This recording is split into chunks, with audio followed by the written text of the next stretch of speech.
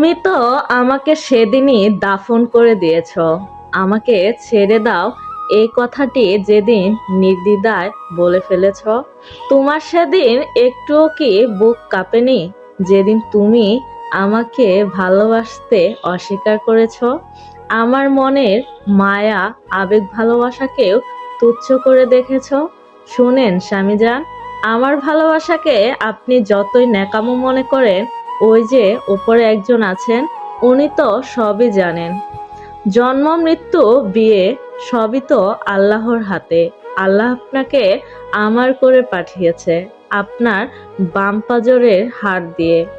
আমি বিয়ের আগে কি করেছি না করেছি সেটা বিষয় না, তবে বিয়ের পরে এ আপনি নামক পুরুষটাতেই আবদ্ধ। আপনি ব্যতীত কাউকে ভাবতে পারি না।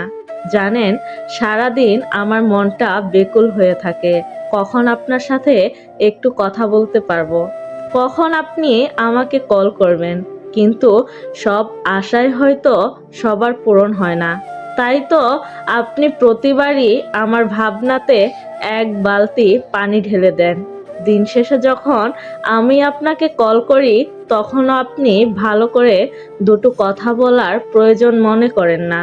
হয়তো এর কারণ একটাই, আমরা স্বামী স্ত্রী হলেও আমাদের ভালোবাসাটা দুতরফার নয়, একতরফার।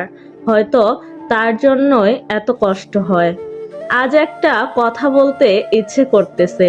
আমি সুখী হয়েও সুখী হতে পারিনি, কারণ একটাই, আপনি শুধু দায়িত্ব পালন করেছেন, কখনো ভাত কাপড়ের অভাব দিননি।